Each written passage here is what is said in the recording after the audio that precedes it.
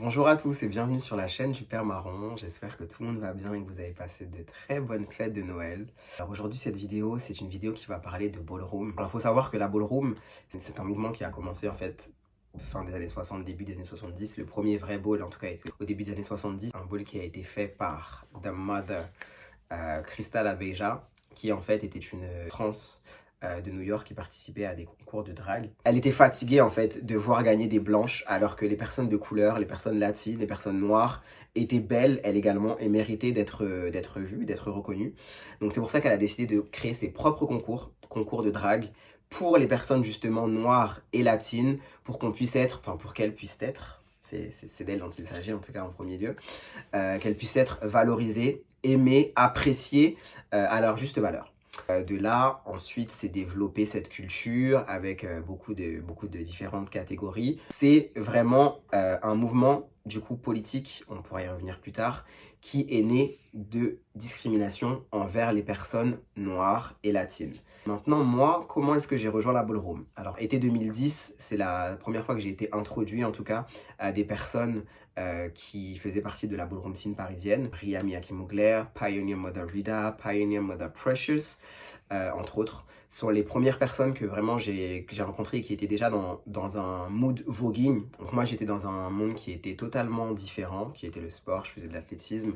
Et on avait en fait un ami en commun qui nous a mis en contact et du coup ben voilà on a sympathisé, c'est comme ça que je suis rentrée dans le monde du voguing parisien.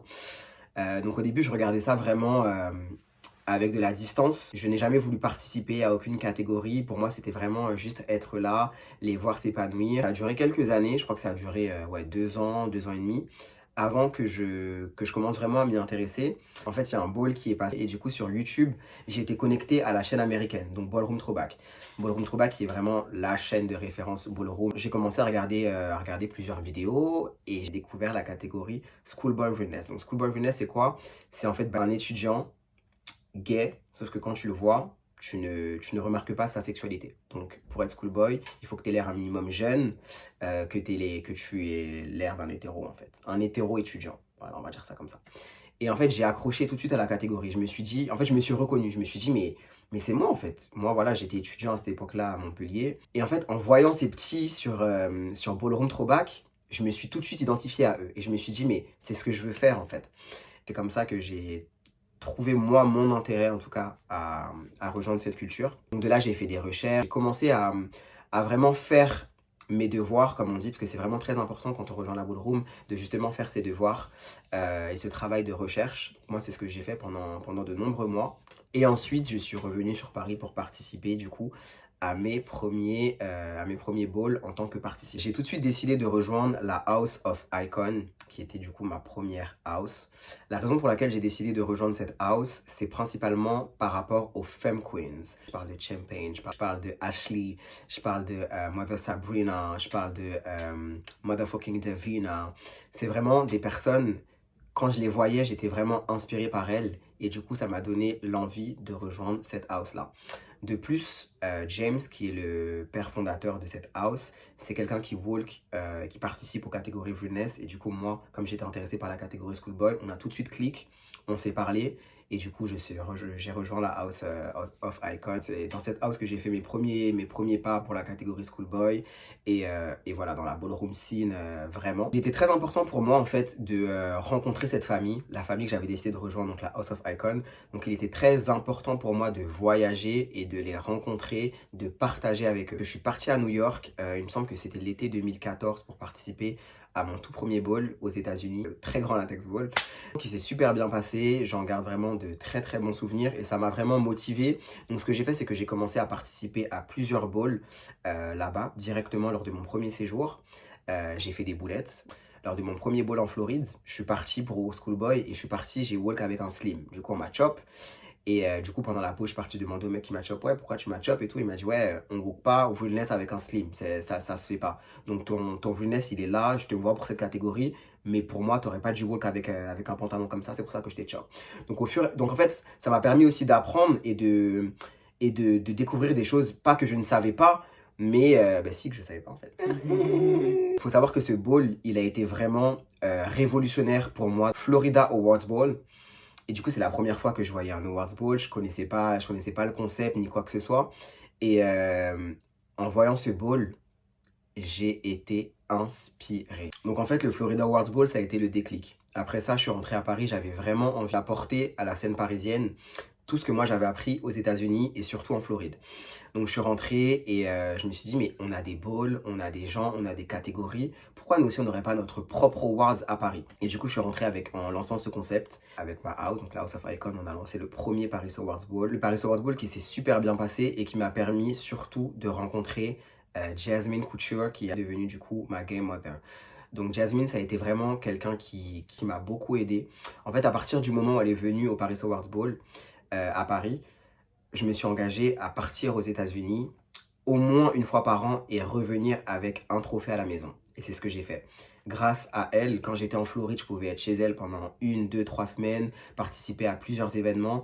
Et elle était là pour m'éduquer en fait. Elle était là pour m'éduquer sur beaucoup de sujets. Quand on est un gars comme moi, voilà, je suis né à Paris, j'ai fait mes études à Montpellier. Les détails de notre communauté, de notre culture, on les apprend pas à l'école. C'est pas quelque chose que nos parents nous apprennent. C'est pour ça que c'est très important d'avoir un parent qui est là pour nous, qui nous aide et qui nous éduque. Et moi, Jasmine, elle a vraiment été là pour moi, pour ça.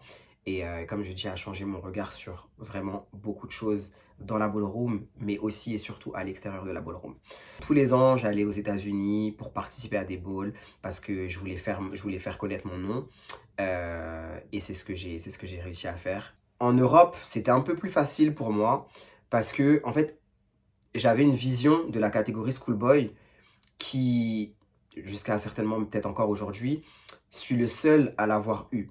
C'est-à-dire que pour moi, Schoolboy, c'est pas juste venir se présenter devant le juge et voilà, et la catégorie elle est finie. Et le mec il est real, ouais, ok, le mec on dirait un étudiant, mais il faut aller plus loin, il faut rendre la catégorie intéressante et par exemple, performance pour les vogueurs, bah, au bout d'un moment, il suffit plus de venir et de faire ces 5 éléments et de penser qu'on va se souvenir de toi. Non, il faut arriver, il faut mettre de la personnalité.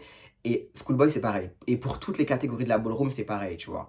Si tu veux qu'on se rappelle de toi, si tu veux laisser une empreinte dans cette culture qui est remplie vraiment avec beaucoup de personnes, il faut y mettre de la personnalité. Et pour ça, il faut être un minimum passionné par ce que tu fais et par ta catégorie. Après, ce qui s'est passé, c'est que justement, en allant aux États-Unis, je me suis rendu compte que la house dans laquelle j'étais ne me convenait plus. J'arrivais à New York, je voyais ma house à New York, et c'était tout.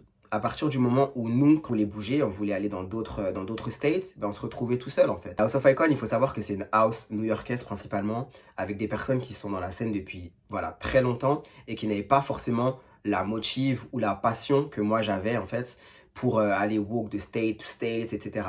On se disait, mais pourquoi on continue en fait à représenter cette house?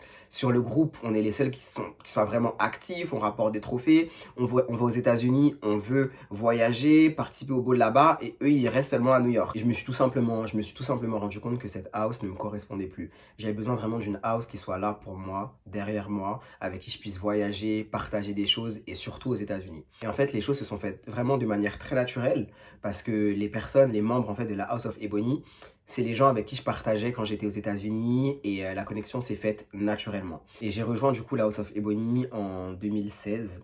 Quand j'ai rejoint la House of Ebony, tout se passait vraiment super bien. J'étais vraiment épanoui. J'avais enfin trouvé une house avec un support system, vraiment comme je recherchais, que ce soit en France, en Europe ou aux États-Unis. Je voyageais très souvent à cette époque-là, du coup, aux États-Unis, toujours pour voir ma game mother, avec qui je passais de super moments. Je suis devenu Father Ebony, il me semble que c'était en 2017. Et là, tout s'est enchaîné. En fait, ma vie, c'était devenu la ballroom. Voilà, c'était devenu la ballroom. Il faut savoir qu'à cette époque-là, j'avais quoi? J'avais peut-être 25 ans. Et c'est dur. C'est dur pour un mec qui a 24-25 ans qui doit gérer tout ça en fait. J'étais chef de réception chez Kyriad, donc je travaillais en 40 heures par semaine. À côté de ça, j'étais phaser de la House of Ebony Europe, donc il fallait que je gère le chapitre parisien, le chapitre européen, en donnant des practices. Mais il n'y a pas que ça, c'est-à-dire qu'il faut être là aussi pour ses kids. Et un kids, il faut le former de A à Z, c'est-à-dire que ce soit pour sa catégorie, il faut practice pour sa catégorie, il faut lui donner des education and the knowledge, donc c'est-à-dire les connaissances en fait de la ballroom scene. Dans un plan de vue personnel aussi, il faut être là. Il y en a qui étaient à l'école, il y en a qui travaillaient, il y en a d'autres qui ne travaillaient pas, qu'il fallait les motiver justement à travailler. Il faut aussi être là sur un plan de vue communauté, c'est-à-dire que voilà, les jeunes, et surtout les jeunes de la communauté LGBTQA n'ont pas forcément toutes les informations concernant voilà, les maladies sexuellement transmissibles, tout ce genre de choses. Il fallait vraiment être là comme un vrai père en fait. Et c'est sur ce point-là que je veux vraiment appuyer, être un phaseur de house, en tout cas d'une ballroom house. C'est vraiment, vraiment, vraiment pas quelque chose de facile. Il faut vraiment être arrivé, être accompli dans sa vie en tant que personne avant de pouvoir être là pour d'autres personnes. C'était vraiment très, très, très compliqué à un moment. Ce qui fait que j'ai fini par quitter mon travail parce que voilà, j'en pouvais plus. Toujours passionné par la ballroom, donc ça n'a pas changé. Ça m'a juste donné plus de temps. Le lundi, en training Ebony et de partager avec mes kids, je kiffais. De voyager un peu partout pour teach le voguing aux girls en Europe, je kiffais. D'aller aux États-Unis pour continuer à faire mon nom et apprendre et partager avec ma house et avec la culture de là-bas, je kiffais. En parallèle, je faisais des balls. En 2015, j'ai fait du coup le premier Paris Awards Ball. En 2016, j'ai fait le premier Galaxy Ball. En 2017, j'ai fait le premier Africa Ball. En 2018, Africa Ball. En 2019, Africa Ball plus Olympic Ball. Et en 2020, The Galaxy Ball Part 2. Ma house, à partir du moment où je suis devenu phaser, on a gagné aussi pareil en 2017, 2018 et 2019 house de l'année. Et que je continue moi aussi de slay ma catégorie et de continuer tous les ans à gagner mes off the year et à rapporter mes victoires. Donc c'était vraiment... c'était kiffant, mais c'était beaucoup, beaucoup, beaucoup, beaucoup, beaucoup de travail et d'énergie, de faire plaisir à mes kids, de rapporter à la scène de nouveaux talents, de moi continuer à me renouveler à chaque fois dans ma catégorie, de faire pour ma house pour que ma house soit vue, reconnue, appréciée, de donner à la communauté un endroit où les gens vont pouvoir venir et se faire un nom pour eux. Donc voilà, c'était vraiment beaucoup, beaucoup, beaucoup, beaucoup de choses à faire. Et ça a continué jusqu'en 2020, où il y a eu justement le premier confinement à cause de la Covid-19. Le confinement 2020 m'a permis vraiment de prendre du recul sur les choses et j'en avais vraiment besoin. J'avais besoin en fait d'être moins impliqué. C'est vrai qu'à ce moment-là, pas mal de gens sont partis de la House of Ebony parce qu'ils n'ont pas forcément compris. C'est vrai que Mother Precious, pour des raisons personnelles, a dû quitter la région parisienne. Moi, du coup, j'étais beaucoup moins disponible parce que j'avais besoin de ce temps pour souffler et prendre du temps pour moi-même. En échangeant avec... Jason, qui était à ce moment-là dans la House of Balenciaga, Sacha, Selena. Selena m'a exprimé son souhait de devenir mother. Et à ce moment-là, la House of Ebony avait vraiment besoin d'un nouveau leader en fait. Donc Selena est devenue Mother Ebony. Par rapport à ça, j'ai réussi en fait à prendre du recul. Mais je commençais à me dire pourquoi continuer à représenter la House of Ebony, qui est la house effectivement qui a été créée par quelqu'un, cette house américaine, alors qu'on pourrait tout simplement avoir notre propre house ici en France, en Europe, pour nous et pour les personnes qui viendraient après nous, avec justement les connaissances qu'on a réussi à acquérir grâce à toutes ces années d'expérience de la ballroom. Donc c'est vrai que c'est quelque chose que j'ai gardé dans ma tête pendant quelques temps. Et puis un jour, j'ai décidé d'en parler un petit peu sur le ton de la rigolade. C'est toujours plus facile quand on fait les choses comme ça. Justement à Mother Selena et quelques-uns de mes kids. En leur disant, mais je sais pas si vous vous rendez compte, mais on est une house à part entière en fait. Il y a déjà une hiérarchie qui est en place, il y a les kids, il y a les parents. On a cette envie de donner à des personnes qui ne connaissent pas forcément la ballroom et à des nouveaux talents. Pourquoi continuer à représenter la house d'autrui? Pourquoi? Et de là, on a cliqué. C'est devenu du coup un nouveau projet, un projet qu'on a décidé de mettre du coup tous en place. J'ai une conversation avec quelques membres parce que je voulais pas non plus que ce soit une copie en fait non plus de la House of Ebony. Et c'est vrai que Selena et moi, on a deux regards qui sont vraiment très différents sur cette house et sur la ballroom. Et je trouvais ça très intéressant de justement les compléter et de ne former qu'un. Et donc c'est comme ça en fait que la House of Gucci Brown est née, officiellement du coup qui est sorti en août 2021 à Amsterdam. Personnellement, depuis que je suis dans cette house, je suis épanoui et je tiens à remercier 1001 fois toutes les personnes impliquées dans cette house et surtout Selena qui m'aide et qui me soulage sur beaucoup. En fait, ce qui a fait que j'ai voulu moi travailler avec Selena, c'est que c'est quelqu'un qui m'a compris. C'est quelqu'un qui a compris et qui a vu toutes les choses que j'avais fait toutes ces années antérieures pour la ballroom, pour ma house, pour ma catégorie, et qui sentait que j'avais besoin aussi de souffler. Alors que elle, c'était un talent qui était neuf et qui avait envie justement d'avoir cette position de leadership. Donc moi qui m'essoufflais un peu et elle qui arrivait en mode Rah, c'était le parfait combo en fait pour nous, pour nos kids et pour la ballroom je pense. Il y avait vraiment besoin de cet air frais. Et d'ailleurs, je suis très content de ce qui se passe actuellement dans la ballroom. Je pense que c'est important pour moi de le dire. Il y a plein de new mother, new father. Je pense à Sky, je pense à Kylie. Donc forcément, du coup, Selena, father Dwayne Balmain, mother Richie Orichi, qui sont plein de new leaders. La ballroom, elle avait vraiment besoin de ça. Je sais qu'à un moment, j'étais aussi essoufflé de la ballroom, de voir tout le temps les mêmes choses, tout le temps les mêmes leaders, les mêmes personnes dans les panels, qui débouchent du coup au même vote. Il y avait vraiment besoin de ce rafraîchissement, refreshing. Et je pense qu'on y est. Je pense vraiment là qu'on y est et je suis vraiment très content de ce qui se passe. En tout cas ces dernières semaines et ces derniers mois dans la ballroom. J'ai moi-même d'ailleurs fait un ball qui s'est super bien passé il y a quelques semaines. Back to the 2000s ball avec The Icon Arturo Miyake Mugler que j'avais rencontré en 2015 à New York. Une énergie vraiment ballroom. Les personnes qui sont venues pour have fun, pour kiffer. Et c'est ce qu'on veut en fait dans la ballroom scene. Une fin d'année 2021, pour moi en tout cas, avec le sourire, grâce à la ballroom scene. House of Gucci Brown, c'est vraiment ce qui m'a permis de retrouver le sourire et retrouver la passion que j'avais un petit peu perdue dans la ballroom scene.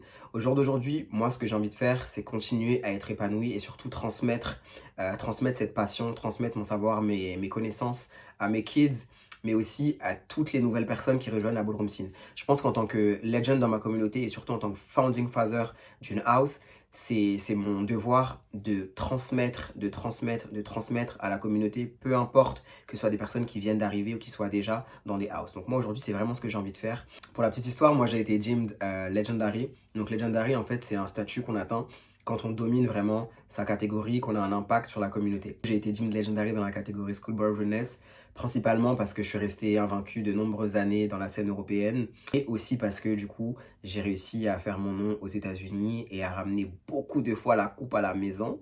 J'avais un réel impact sur la communauté, en tout cas sur ma communauté ici en Europe. Voilà, c'est moi qui ai fait les plus gros balls pendant de nombreuses années. En 2015, Paris Awards Ball, ball de l'année. En 2016, Galaxy Ball, ball de l'année. En 2017, 2018, 2019, Africa Ball 1, 2, 3, ball de l'année. Donc voilà, c'est vraiment des facteurs qui ont fait que j'ai réussi à avoir ce titre de Legendary. Et je veux continuer à kiffer. Je veux que mes kids soient là pour kiffer. Je veux que la communauté kiffe. Faut pas oublier le message politique derrière la ballroom. Comme je l'ai dit en début de vidéo, la ballroom, c'est vraiment quelque chose qui est né de par la discrimination. Et malheureusement, nous, les personnes de couleur, on vit encore de la discrimination outside. Outside, c'est dans la vie de tous les jours. Donc c'est vraiment très important pour nous de garder ce genre d'espace comme la ballroom. On s'enjaille, on est là les uns pour les autres et c'est très important de garder ça et de conserver ça pour les années et pour les générations à venir.